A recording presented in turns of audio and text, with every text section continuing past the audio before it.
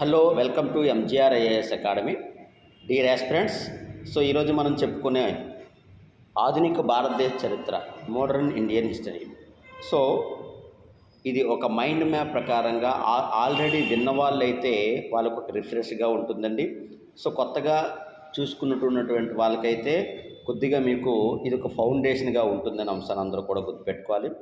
అన్ని పోటీ పరీక్షలకు ఉపయోగపడే విధంగా ఈ యొక్క వీడియోలో 1857 నుంచి 1947 వరకు సో ప్రథమ భారతదేశ స్వతంత్ర ఘట్టం నుంచి అలాగే భారతదేశానికి స్వతంత్రం వచ్చిన వరకు ఉన్నటువంటి ముఖ్యమైనటువంటి సంవత్సరాలు, ఘట్టాలు అన్నీ కూడా ఈ వీడియోలో మీకు చెప్పడం జరుగుతుంది.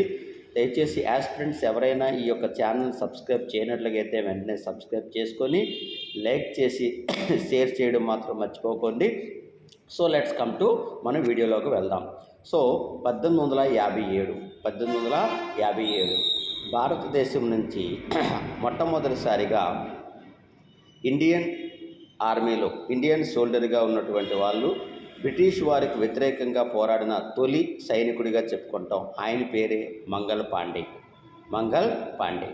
అదేవిధంగా ఇక్కడతో మనకి మొట్టమొదటి సిపాయిల తిరుగుబాటు అనేది ప్రారంభమయ్యడం జరిగిందన్న అంశాన్ని అందరూ కూడా గుర్తుపెట్టుకోవాలి. ఇదే భారతదేశ చరిత్రలో మనకి బ్రిటిష్కి వ్యతిరేకంగా భారతీయులు అందరూ కూడా పోరాడినటువంటి మొట్టమొదటి ఘట్టం, మొట్టమొదటి స్ట్రగుల్ మూమెంట్గా మనం చెప్పుకుంటాం. దీనిని ఫస్ట్ ఇండియన్ రివోల్ట్గా మనం చెప్తాం. ఇది 1857 నుంచి మే 10 ప్రారంభమైందని అంశాలందరూ కూడా గుర్తుపెట్టుకోవాలి. మొట్టమొదటిసారిగా ఈ యొక్క ఉద్యమం అనేది ఎక్కడ ప్రారంభమైందంటే మీరట్లో ప్రారంభమైంది. తర్వాత అది ఢిల్లీ, ఆగ్రా, కాన్పూర్, లక్నో వరకు పాకిందని అంశాలందరూ కూడా గుర్తుపెట్టుకోవాలి. ఇది 1857 యొక్క ప్రాధాన్యత.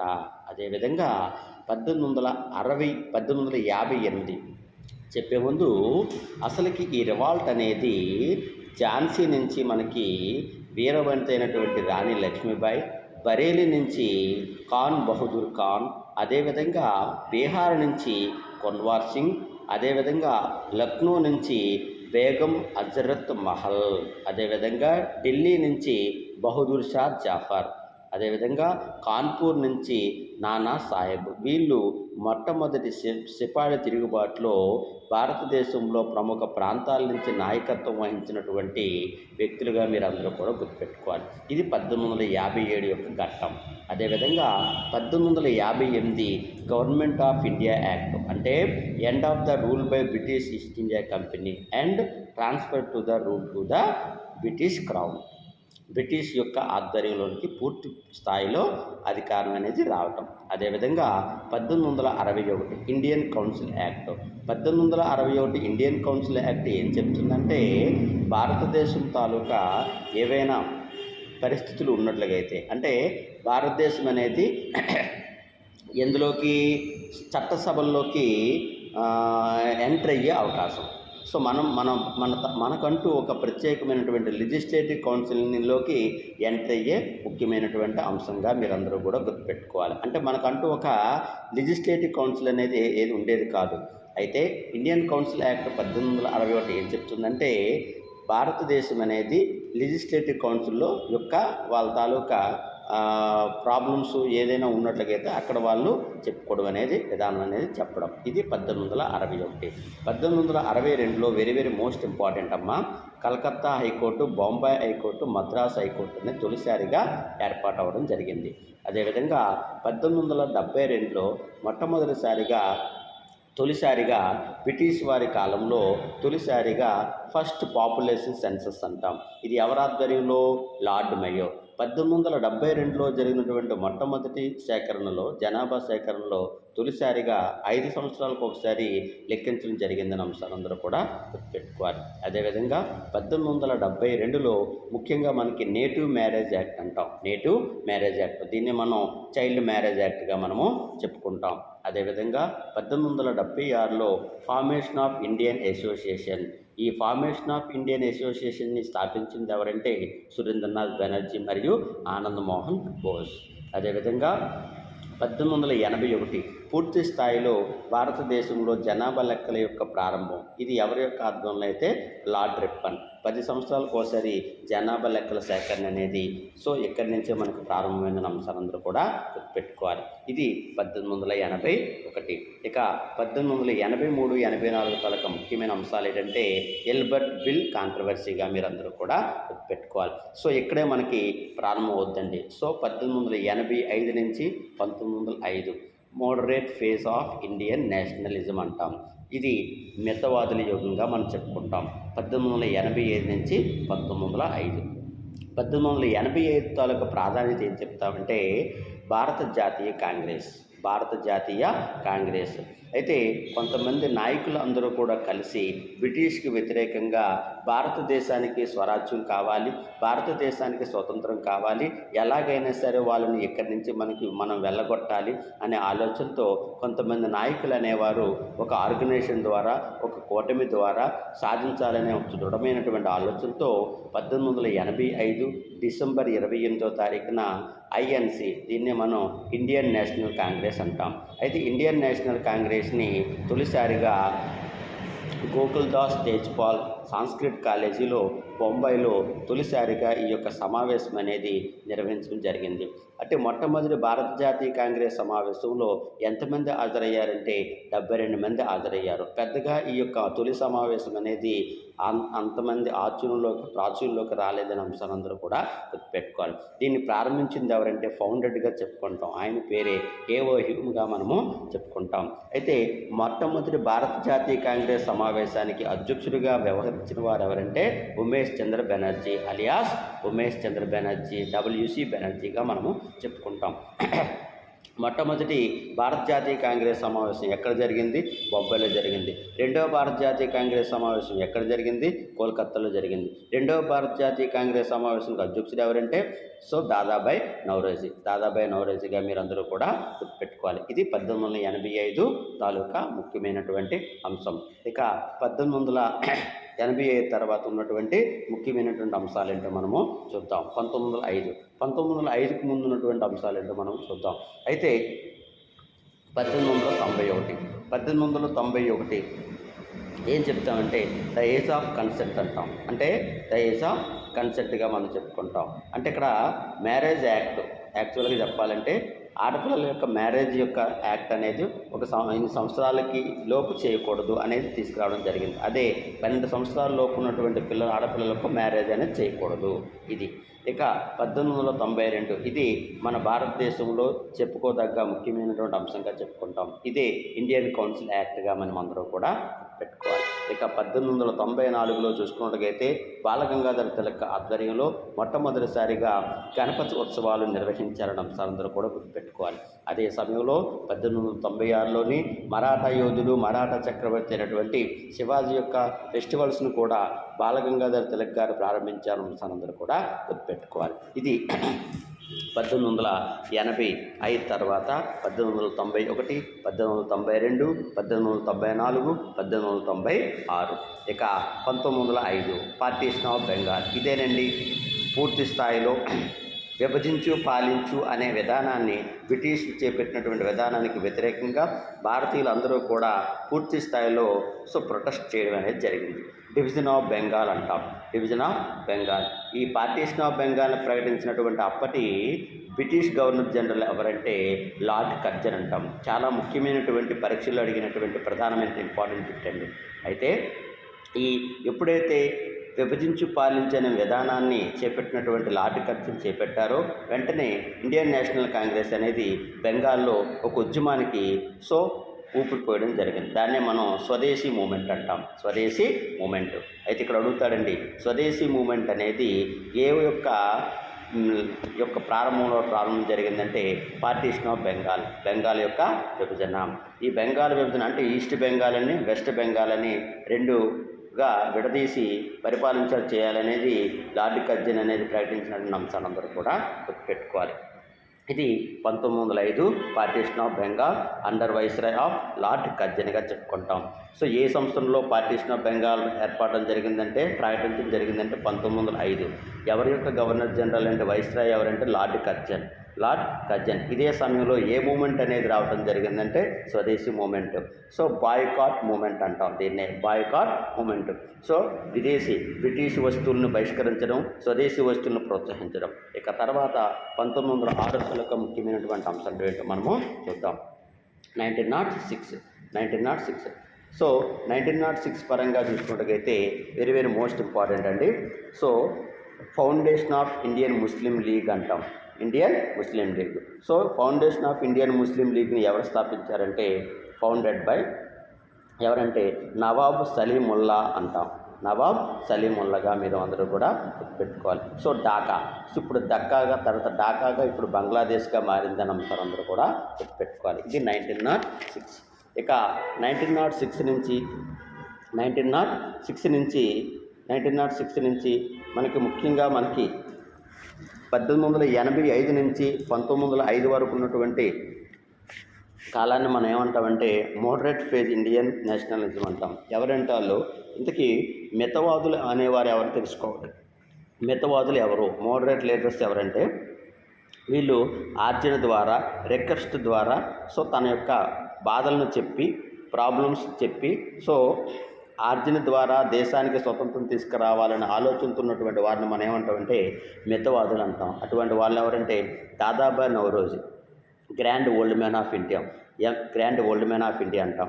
ఎంజీ రనడే, మదన్ మోహన్ మాలవ్య, గోపాలకృష్ణ గోఖలే, సురేంద్రనాథ్ బెనర్జీ, ఉమేష్ చంద్ర బెనర్జీ. వీళ్ళని మనం ఏమంటామంటే మితవాదులుగా మీరు అందరూ కూడా గుర్తుపెట్టుకోవాలి. ఇక 1906 నుంచి 1916 వరకు ఉన్నటువంటి కాలాన్ని మనం ఏమంటామంటే అతివాదుల కాలంగా మనం చెప్పుకుంటాం. అయితే 1906లో ఏం జరిగిందంటే ఆల్ ఇండియా ముస్లిం లీగ్గా ఏర్పాటు అవ్వడం జరిగింది. అయితే All India Muslim League December 30, 1906లో Aga Khan III and Mohsin Mulk in Dhaka. ఆ డక్కా అంటే ఇక్కడ ఏం చెప్పాం, వెస్ట్ బెంగాల్. ఇప్పుడు అది దేనిగా మారిందంటే ఢాకా, ఇప్పుడు బంగ్లాదేశ్గా మీరు అందరూ కూడా గుర్తుపెట్టుకోవాలి. అదేవిధంగా మహాత్మా గాంధీ సత్యాగ్రహం, తొలిసారిగా సత్యాగ్రహంలో పాల్గొనడం. అలాగే కలకత్తా సెషన్లో ఇండియన్ నేషనల్ కాంగ్రెస్లో దాదాబాయ్ నౌరోజీ గారు తొలిసారిగా దేని గురించి ప్రస్తావించడం జరిగిందంటే, దేని గురించి డిమాండ్ చేయడం జరిగిందంటే స్వరాజ్యం. అంటే ఇక్కడ మనకు బిట్ అడుగుతాడండి, దాదాబాయ్ నౌరోజీ గారు ఏ భారత జాతీయ కాంగ్రెస్ సమావేశంలో స్వరాజ్యం అనే పదాన్ని వాడడం జరిగిందని అంశాన్ని అందరూ కూడా గుర్తుపెట్టుకోవాలి. 1906 కలకత్తా భారత జాతీయ కాంగ్రెస్ సమావేశం అధ్యక్షుడు ఎవరంటే దాదాబాయ్ నౌరోజీ. అప్పుడే మనకి ఆల్ ఇండియా ముస్లిం లీగ్ అనేది ఏర్పాటైందని అంశాన్ని అందరూ కూడా గుర్తుపెట్టుకోవాలి. ఇక 1906 అయింది. ఇక 1907 చాలా మోస్ట్ ఇంపార్టెంట్ అండి, వెరీ వెరీ మోస్ట్ ఇంపార్టెంట్. ఏమంటే సో భారత జాతీయ కాంగ్రెస్ సమావేశంలో ముఖ్యంగా సూరత్ స్ప్లిట్ అంటాం. స్ప్లిట్ అంటే ఏంటి, సో అతివాదులు మితవాదులు అనేవారు ఎక్కడ డివైడ్ అవ్వడం జరిగింది, విభజించడం జరిగిందంటే 1907. సో 1907 భారత జాతీయ కాంగ్రెస్ సమావేశంలో అతివాదులుగాను మితవాదులుగా విడిపోవడం జరిగింది. ఈ ఎక్కడ జరిగిందంటే సూరత్లో జరిగింది. సో దీనికి ప్రెసిడెంట్గా ఎవరంటే రాజ్ బిహారీ ఘోష్ అంటాం. అయితే ఈ ఎక్స్ట్రీమిస్ట్కి, అతివాదులకి ఎవరు పూర్తి స్థాయిలో ఇక్కడ బాధ్యత వహించారు, తిలక్. అదేవిధంగా మోడరేట్స్, మితవాదులకు ఎవరు దీనికి బాధ్యత వహించారు, గోపాలకృష్ణ గోఖలే, దాదాబాయ్ నౌరోజీ. ఇక్కడ చాలా మోస్ట్ ఇంపార్టెంట్ అండి. మనకి మోడర్న్ ఇండియన్ హిస్టరీలో కంపల్సరీగా బిట్ అడిగేది ఏంటంటే అతివాదులు మితవాదులు తొలిసారిగా డివిజన్ అనేది ఎక్కడ, రెండు గ్రూపులు ఎక్కడ ఏర్పాటు అయ్యిందంటే ఐఎన్సి సదస్సు, బొంబాయి ఐఎన్సి సదస్సు, కలకత్తా ఐఎన్సి సదస్సు, కోల్కతా ఐఎన్సి సదస్సు, అలాగే మనకి మద్రాస్ ఐఎన్సి సదస్సు అంటాం, సూరత్ ఐఎన్సి సదస్సు. ఎక్కడంటే సూరత్ ఐఎన్సి సెషన్ చెప్తాం. ఈ సూరత్ ఐఎన్సి సెషన్లో సో అతివాదులు మితవాదులుగా డివైడ్ అయినటువంటి సందర్భంలో భారత జాతీయ కాంగ్రెస్కి అధ్యక్షుడిగా ఎవరు వహించారంటే రాజ్ బిహారీ ఘోష్గా చెప్పుకుంటాం. ఇక్కడే మనకు ఎక్స్ట్రీమిస్ట్కి, అతివాదులకు ఎవరు బాధ్యత వహించారంటే తిలక్ అంటాము. అలాగే మితవాదులకు ఎవరు బాధ్యత వహించారంటే గోపాలకృష్ణ గోఖలే అంటే దాదాబాయ్ నౌరోజీ. ఇది 1907 సూరత్ కాంగ్రెస్ సెషన్గా మీరు అందరూ కూడా పెట్టుకోవాలి. ఇక 1908 ఏం చెప్తామంటే బాలగంగాధర్ తిలక్ గారిని జైల్లోకి పంపించడం జరిగింది. జైల్లోకి పంపించి ఇంచుమించు 6 సంవత్సరాలు జైల్లో ఉంచడం జరిగింది. Balagangadhar Tilak was sent sent Mandalay jail అంటాం, మండేలా జైల్. ఇక 1909 చాలా most important, Minto Morley reform అంటాం. ఇక్కడే మనకి ఇండియన్ కౌన్సిల్ యాక్ట్ కూడా ఫామ్ అవడం అనేది జరిగింది. ఇక్కడ separate electorate of Muslims. So తొలిసారిగా ముస్లిమ్స్కి సెపరేట్ ఎలక్టోరేట్ అనే ప్రకటన జారీ చేయడం జరిగింది 1909. ఫాదర్ ఆఫ్ కమ్యూనల్ ఎలక్టోరేట్ ఎవరిని చెప్తామంటే లార్డ్ మింటోగా చెప్పుకుంటాం. ఇదే సమయంలో భారత జాతీయ కాంగ్రెస్ సమావేశం అధ్యక్షుడు ఎవరంటే మదన్ మోహన్ మాలవీయగా మీరు అందరూ కూడా గుర్తుపెట్టుకోవాలి. ఇక్కడ మనకి ఇంపార్టెంట్ పెట్టండి, ఫాదర్ ఆఫ్ కమ్యూనల్ ఎలక్టోరేట్ని ఎవరిని పిలుస్తారు? Lord Minto. అదే సమయంలో మింటో మార్లే రిఫార్మ్ సమయంలో తొలిసారిగా జరిగినటువంటి ఈ యొక్క సమావేశంలో భారత జాతీయ కాంగ్రెస్కి ఎవరు అధ్యక్షుడంటే మదన్ మోహన్ మాలవీయగా మనమందరూ కూడా గుర్తుపెట్టుకోవాలి. ఇది 1909గా మీరు అందరూ కూడా గుర్తుపెట్టుకోవాలి.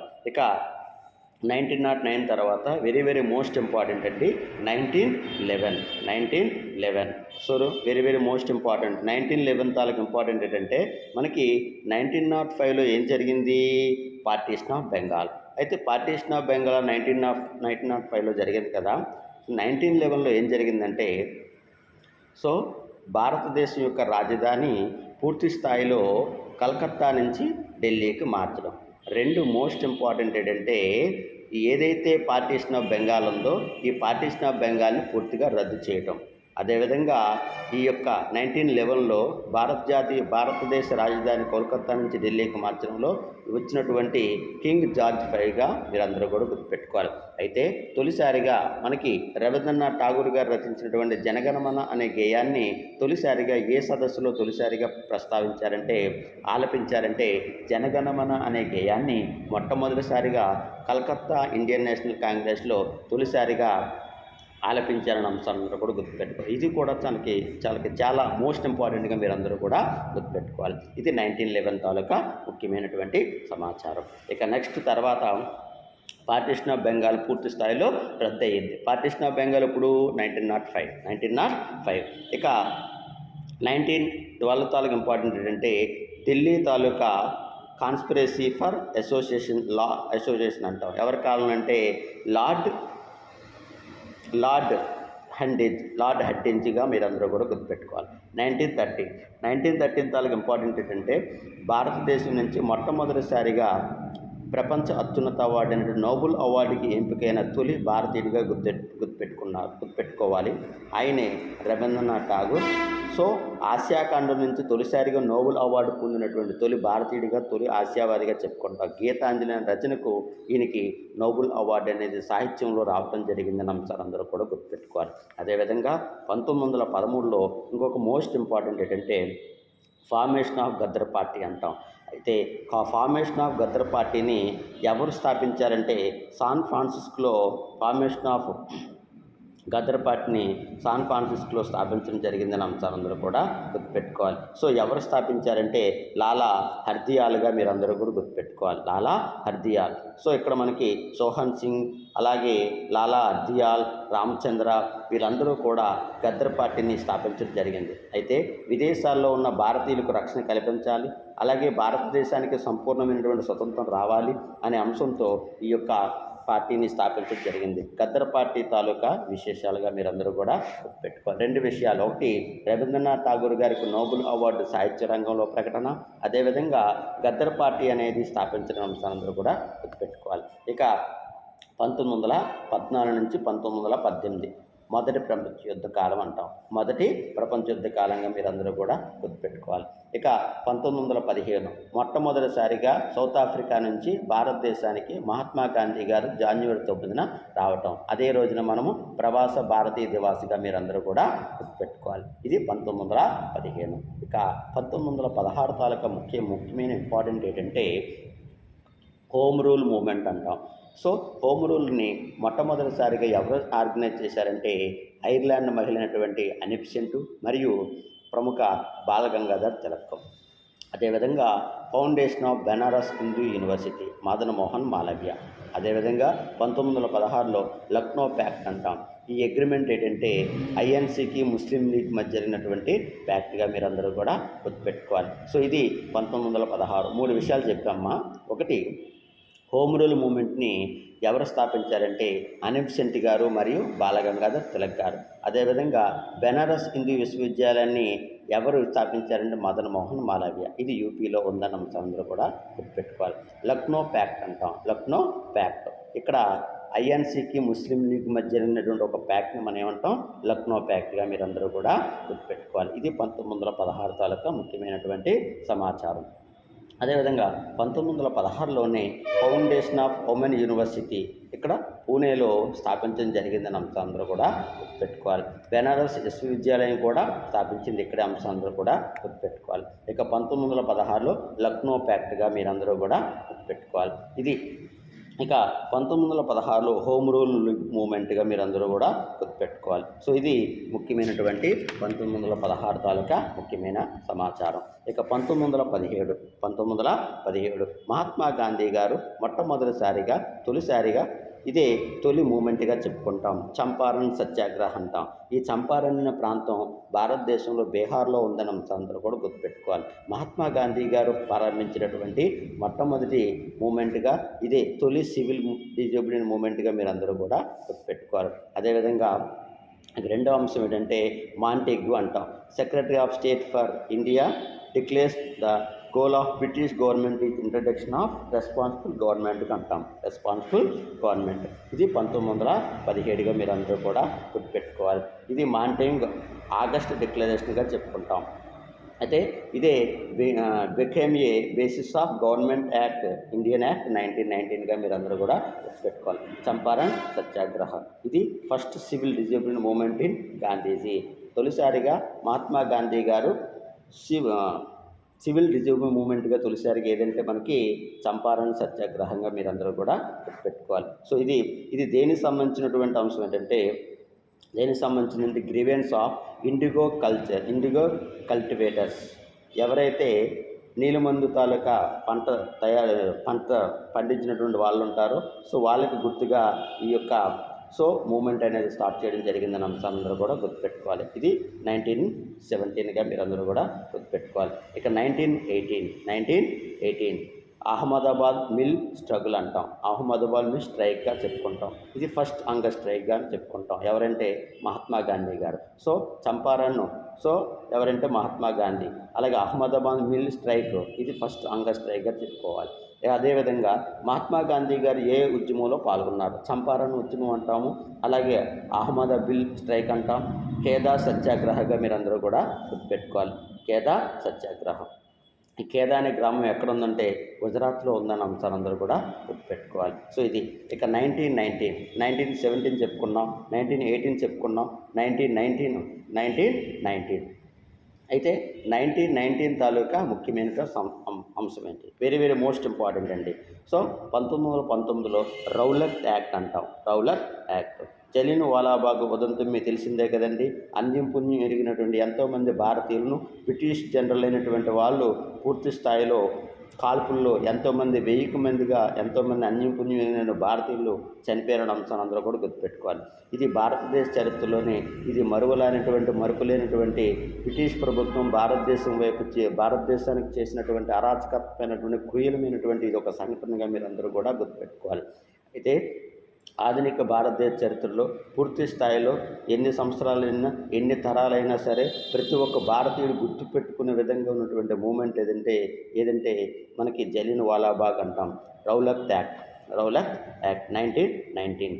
సో అదేవిధంగా ఇదే సమయంలో మనకి బ్రిటిష్ వారు రవీంద్రనాథ్ ఠాగూర్ గారికి ఇచ్చినటువంటి అవార్డు ఏంటంటే నైట్వుడ్ అవార్డు అంటాం. ఈ నైట్వుడ్ అవార్డు తిరిగి బ్రిటిష్కే ఇవ్వడం జరిగిందని అంశాలు అందరూ కూడా గుర్తుపెట్టుకోవాలి. అదేవిధంగా కైజర్ హై హిందూ అనే అవార్డుని మహాత్మా గాంధీ గారు పూర్తి స్థాయిలో బ్రిటిష్ వారికి ఇచ్చడం జరిగిందని అంశాలు అందరూ కూడా గుర్తుపెట్టుకోవాలి. అదేవిధంగా 1919లో హంటర్ కమిటీ అంటాం. హంటర్ కమిటీగా మీరందరూ కూడా గుర్తుపెట్టుకోవాలి. 1919లోనే foundation of All India Khilafat committee so Ali brothers ప్రారంభించడం జరిగిందని అంశాలందరూ కూడా గుర్తుపెట్టుకోవాలి. అయితే దీనికి మనకి ఆల్ ఇండియా ఖిలాఫత్ మూమెంట్కి ప్రెసిడెంట్గా వహించింది ఎవరంటే మహాత్మా గాంధీగా మీరందరూ కూడా గుర్తుపెట్టుకోవాలి. ఇది 1919 తాలూకా ముఖ్యమైన సమాచారం. ఇక నెక్స్ట్ 1919లో జలియన్ వాలాబాగ్, అది ఎంతో పేరుగాంచినటువంటి మూమెంట్గా చెప్పుకుంటాం. మాంటింగ్ చేమ్స్ఫోర్డ్గా మీరు అందరూ కూడా గుర్తుపెట్టుకోవాలి, ఖిలాఫత్ మూమెంట్. ఇక 1920 ఇక 1920 చూసుకున్నట్లయితే నాన్ కోఆపరేషన్ మూమెంట్లో తొలిసారిగా మహాత్మా గాంధీ గారు ఫస్ట్ ఆల్ ఇండియా మాస్ మూమెంట్గా మీరు అందరూ కూడా గుర్తుపెట్టుకోవాలి. ఇక 1920 to 1921 ఏంటంటే మలబార్ రిబిలియన్ ఇన్ కేరళ. సో 1922 మహాత్మా గాంధీ గారు నాన్ కాంపరేషన్ మూమెంట్ని పూర్తి స్థాయిలో ఏర్పాటు చేయడం జరిగింది. అలాగే అందులో భాగంగా నాన్ కోఆపరేషన్ మూమెంటు పూర్తి స్థాయిలో సస్పెండ్ ఆగిపోవడం జరిగింది. ఏ సంఘటన అంటే చౌరీ చౌరా ఇన్సిడెంట్ అంటాం. చౌరీ చౌరా ఇన్సిడెంట్ ఇక్కడ ఓన్లీ సంఘటనే చెప్తున్నానండి, మిగతా పూర్తి స్థాయిలో కన్క్లూజింగ్ అనేది ఎనాలిసిస్ అనేది మీకు క్లాసెస్ వైజ్గా మీకు చెప్పడం జరుగుతుంది. అంశాలందరూ జస్ట్ మీరు మైండ్ మ్యాప్గా మీరు అందరూ కూడా గుర్తుపెట్టుకోవాలి. నాన్ కోఆపరేటివ్ మూమెంట్ని 1920లో ప్రారంభించగా దీన్ని ఎప్పుడు సస్పెండ్ చేశారంటే 1922గా మీరు అందరూ కూడా గుర్తుపెట్టుకోవాలి. ఇది 1922 తాలూకా ముఖ్యమైనటువంటి సమాచారం. ఇక 1923 స్వరాజ్య పార్టీని స్థాపించింది ఎవరంటే మోతీలాల్ నెహ్రూ మరియు చిత్తరంజన్ దాస్గా మీరు అందరూ కూడా గుర్తుపెట్టుకోవాలి. స్వరాజ్య పార్టీని స్థాపించింది ఎవరు? మోతీలాల్ నెహ్రూ, చిత్తరంజన్ దాస్. ఇక 1927 సైమన్ కమిషన్ని పూర్తి స్థాయిలో ఒక కమిషన్ ఏర్పాటు చేయడం జరిగిందండి. దీనికి అధ్యక్షుడు ఎవరంటే సర్ జాన్ సైమన్గా మీరందరూ కూడా గుర్తుపెట్టుకోవాలి. ఇది 1927. 1928 ఏంటంటే సైమన్ కమిషన్ ఎప్పుడైతే ఏర్పాటు చేయడం జరిగిందో ఇది భారతదేశంలోకి రావడం జరిగింది. అయితే ఇక్కడ హర్తాల్ అనేది దీన్ని ప్రకటించడం జరిగింది. దీన్ని ప్రకటించింది ఎవరంటే లాలా లజపత్ రాయ్. దీనికి సంబంధించిన అంశాల్లో పూర్తి స్థాయిలో పోలీసు కాల్పుల్లో గురైనటువంటి వ్యక్తిగా మీరు చెప్పుకుంటాం. ఆయన పేరే లాలా లజపత్ రాయ్. ఇక నెహ్రూ రిపోర్ట్ అనేది న్యూ కాన్స్టిట్యూషన్ ఇండియాకి దారితీయడం జరిగిందని అంశాలందరూ కూడా గుర్తుపెట్టుకోవాలి. ఇక నెక్స్ట్ తర్వాత బర్దోలి సత్యాగ్రహ. దీన్ని ఎవరి ఆధ్వర్యంలో తీసుకురావడం జరిగిందంటే సర్దార్ వల్లభాయ్ పటేల్గా మీరు అందరూ కూడా గుర్తుపెట్టుకోవాలి. ఇక 1929 మహమ్మద్ అలీ జిన్నా 14 పాయింట్స్ అనేది దేనికి సంబంధించిన అంశాలు తీసుకురావడం జరిగిందంటే ముస్లింలకి ప్రత్యేకమైనటువంటి హక్కుల కోసం, ముస్లింల తాలూకా ఒక ప్రత్యేక దేశం కోసం ఈయన 14 పాయింట్స్ని ఈయన డిక్లేర్ చేయడం జరిగింది. ఎవరంటే మహమ్మద్ అలీ జిన్నా. ఎయిర్లో 1929. ఇక 1929లో దీపావళి డిక్లరేషన్ తొలిసారిగా లార్డ్ ఇర్విన్ అనే తొలిసారిగా ప్రకటించడం జరిగిందని అంశాలందరూ కూడా గుర్తుపెట్టుకోవాలి. ఇక 1929లోని చైల్డ్ మ్యారేజ్ యాక్ట్, దీన్ని మన శారదా యాక్ట్గా మీరు అందరూ కూడా గుర్తుపెట్టుకోవాలి. పూర్ణ స్వరాజ్య డిక్లరేషన్ లాహోర్ సెషన్లో INC డిమాండ్ చేయడం జరిగింది. అయితే దీనికి అధ్యక్షత వహించినటువంటి 1929లో ఎవరంటే జవహర్లాల్ నెహ్రూగా మీరు అందరూ కూడా గుర్తుపెట్టుకోవాలి. 1929లో జవహర్లాల్ నెహ్రూ యొక్క ఆధ్వర్యంలో మనకి పూర్ణ స్వరాజ్య డిక్లరేషన్. 1913 కూడా జవహర్లాల్ నెహ్రూ గారి కాలంలోనే భారత జాతీయ కాంగ్రెస్కి అధ్యక్షత వహించారని అంశంలో కూడా గుర్తుపెట్టుకోవాలి. 1928లో అయితే మోతీలాల్ నెహ్రూగా మీరు అందరూ కూడా గుర్తుపెట్టుకోవాలి. ఇది 1928 మోతీలాల్ నెహ్రూ, 1929 జవహర్లాల్ నెహ్రూ, 1930 జవహర్లాల్ నెహ్రూ. ఇక 1930 శారదా యాక్ట్, ఇవన్నీ కూడా మనం చెప్పుకోవడం జరిగిందండి. ఇక నెక్స్ట్ 1930 ఫస్ట్ ఇండిపెండెన్స్, తొలిసారిగా భారత స్వతంత్ర దినోత్సవాన్ని జనవరి 26, 1930లో జవహర్లాల్ నెహ్రూ గారు ప్రకటన జారీ చేయడం జరిగింది. మొదటి రౌండ్ టేబుల్ సమావేశం అనేది 1930-31. అయితే చిట్టగాంగ్ ఆర్మీ రైడ్ దీనికి వహించింది ఎవరంటే సూర్య సేన్గా మీరు అందరూ కూడా గుర్తుపెట్టుకోవాలి. ఇక మహాత్మా గాంధీ సివిల్ రిజన్ మూమెంట్ని దండి మార్చ్ ఫ్రమ్ సబర్మతి ఆశ్రమం నుంచి తొలిసారిగా ప్రకటన జారీ చేయడం జరిగిందని అంశాలందరూ కూడా దీన్ని మనం సాల్ట్ సత్యాగ్రహగా మీరు చెప్పుకోవాలి. ఇది 1930 తాలూకా ముఖ్యమైనటువంటి సమాచారం. ఇక 1931 భగత్ సింగ్, సుఖ్దేవ్ అండ్ రాజ్గురు.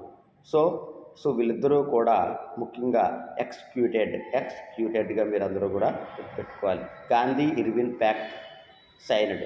అలాగే సెకండ్ రౌండ్ టేబుల్ కాన్ఫరెన్స్ అనేది 1931 సెప్టెంబర్ 7 నుంచి 1931 డిసెంబర్ 1 వరకు రావడం జరిగింది. జవహర్లాల్ నెహ్రూ గారు డ్రాఫ్ట్ అనేది resolution of fundamental rights. Karachi సెషన్లో ఐఎన్సీకి దీనికి అధ్యక్షత వహించిందంటే సర్దార్ వల్లభాయ్ పటేల్. మొట్టమొదటిసారిగా సర్దార్ వల్లభాయ్ పటేల్ గారు భారత జాతీయ కాంగ్రెస్కి అధ్యక్షత వహించినటువంటి సెషన్లో దేని గురించి చెప్పడం జరిగిందంటే ఫండమెంటల్ రైట్స్గా మీరందరూ కూడా గుర్తుపెట్టుకోవాలి. ఇక 1932 బ్రిటిష్ ప్రధానమంత్రి అయినటువంటి రామ్సే మెక్డొనాల్డ్ అనేవారు కమ్యూనల్ అవార్డుని ప్రకటించడం జరిగింది. ఇక్కడే మహాత్మా గాంధీ గారు పూర్తి స్థాయిలో అసంతృప్తికి గురవడం జరిగింది. సో వెంటనే పూణే ప్యాక్ట్ అనేది సైన్ చేయడం జరిగింది. ఇక్కడ హరిజన్ గెట్ రిజర్వ్డ్ సీట్స్ అంటాం, దీన్నే మనం పూణే ప్యాక్ట్ అంటాం. ఇక మూడో రౌండ్ టేబుల్ సమావేశం కూడా 1932లోనే జరిగిందని అంశాలందరూ కూడా పెట్టుకోవాలి. ఇక 1935 భారత ప్రభుత్వ చట్టం అంటాం. సో ఈ భారత ప్రభుత్వ చట్టంలో సెంట్రల్ అంటే కేంద్ర రాష్ట్ర ప్రభుత్వాలకు సంబంధించినటువంటి ఒక ప్రొవిన్సీ అనేది రావడం జరిగిందండి, స్టేట్. ఇక 1937 సో బ్రిటిష్ వారి కాలంలో ఒక ఎలక్షన్స్ ఇండియాలో నిర్వహించడం జరిగింది అంటే 1935 ప్రకారంగా. ఇక 1937లో జరిగిన ఎలక్షన్స్లో భారత జాతీయ కాంగ్రెస్ నుంచి 7 ప్రొవిన్సెస్ నుంచి గెలవడం జరిగిందని అంశాలందరూ కూడా గుర్తుపెట్టుకోవాలి. ఇక 1939 సుభాష్ చంద్రబోస్ గారు భారత జాతీయ కాంగ్రెస్ అధ్యక్షుడిగా ఎన్నికయ్యారు. సో త్రిపూరి సెషన్ అంటాం, త్రిపూరి సెషన్. ఈ ఫౌండెడ్ ఫార్వర్డ్ బ్లాక్ పార్టీ అంటాం, చాలా మోస్ట్ ఇంపార్టెంట్ అండి. సో యాక్చువల్గా చెప్పాలంటే తెలుగువారిగా తొలిసారిగా భారత జాతీయ కాంగ్రెస్కి అధ్యక్షత వహించింది ఎవరంటే పి ఆనందాచార్యులు అంటాం, పి ఆనందాచార్య. కానీ ఆయనకన్నా ముందు తొలిసారిగా ఈ యొక్క 1939 సెషన్లో భారత జాతీయ కాంగ్రెస్కి అధ్యక్షత వహించినటువంటి ముఖ్యమైన వ్యక్తిగా చెప్పుకుంటాం. ఆయన పేరే సుభాష్ చంద్రబోస్గా చెప్పుకుంటాం. అందరూ ప్రెసిడెంట్గా వహించినటువంటి అంశంగా మీరందరూ కూడా గుర్తుపెట్టుకోవాలి. ఇక నెక్స్ట్ 1940 ఆగస్టు డిక్లరేషన్ అంటాం. ఈ ఆగస్టు డిక్లరేషన్ సమయంలో వైస్రాయ్ ఎవరంటే లార్డ్ లిన్లిత్గోగా మీరందరూ కూడా గుర్తుపెట్టుకోవాలి. 1941 మహాత్మా గాంధీ గారు తొలిసారిగా ఇండివిజువల్ సత్యాగ్రహాన్ని ప్రారంభించడం జరిగింది, వ్యక్తిగత సత్యాగ్రహం అంటాం. 1942 క్రిప్స్ మిషన్ అరైవ్స్ ఇన్ ఇండియా. దీంతోనే మనకి క్రిప్స్ మిషన్ ఎప్పుడైతే వచ్చిందో క్విట్ ఇండియా ఉద్యమాన్ని ప్రారంభించడం జరిగింది. క్విట్ ఇండియా ఉద్యమంలో మహాత్మా గాంధీ గారు ఇచ్చినటువంటి నినాదం డూ ఆర్ డై నినాదం. ఇది ఎంత పూర్తి స్థాయిలో రావడం జరిగిందంటే దీనికి అధ్యక్షత వహించినటువంటి పూర్తి స్థాయిలో ఈ మూమెంట్ని పూర్తిగా స్ప్రెడ్ చేసినటువంటి మహిళగా చెప్పుకుంటాం. ఆమె పేరే అరుణ్ అసఫ్ అలీగా మీరందరూ కూడా గుర్తుపెట్టుకోవాలి.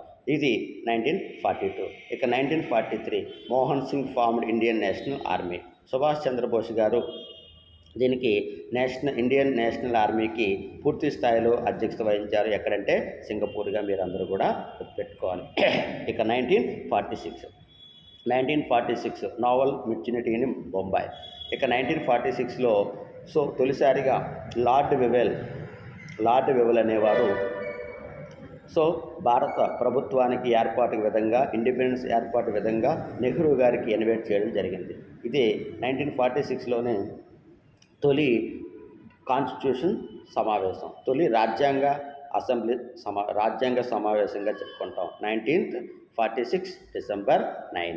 ఇక 1947 మౌంట్ బాటన్ జూన్ 3న భారత ప్రభుత్వ ఇండియన్ ఇండిపెండెన్స్ యాక్ట్ అని ఒక బిల్లుని తీసుకురావడం జరిగింది. India and Pakistan division, Indian independence act 1947.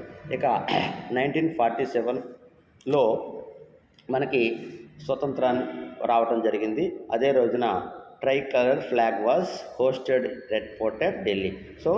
భారత త్రివర్ణ పతాకాన్ని మొట్టమొదటిసారిగా జవహర్లాల్ నెహ్రూ గారు ఎర్రకోట నుంచి ఎగరవేయడం జరిగిందని అంశాలందరూ కూడా గుర్తుపెట్టుకోవాలి. ఇంకో విషయం మీరు గుర్తుపెట్టుకోవాలి ఏంటంటే మనకి మొట్టమొదటిసారిగా త్రివర్ణ పతాకాన్ని మనకి ఎప్పుడు ఎగరవేయడం జరిగిందంటే 1930గా మీరందరూ కూడా గుర్తుపెట్టుకోవాలి. అదే మనకి పూర్ణ స్వరాజ్య తీర్మానంగా మీరందరూ కూడా గుర్తుపెట్టుకోవాలి. ఇది 1985 నుంచి 1947 వరకు భారత ప్రభుత్వం అంటే స్వతంత్రం ఈ మోడర్న్ ఇండియాలో ఏ విధంగా మనం స్ట్రగుల్ చేసి ముఖ్యంగా స్వతంత్రం తీసుకురావడం జరిగింది, అలాగే ముఖ్యమైనటువంటి సంవత్సరాలు వాటి యొక్క ఘట్టాలు. ఈ ఎక్స్ప్లెనేషన్ మీకు నచ్చినట్లయితే షేర్ చేసి లైక్ చేసి సబ్స్క్రైబ్ చేయడం మాత్రం మర్చిపోవద్దండి. వినయంగా ఓపికగా విన్న ప్రతి ఒక్క ఆస్పిరెంట్స్కి మా యొక్క ధన్యవాదాలండి. Thank you so much. జై హింద్.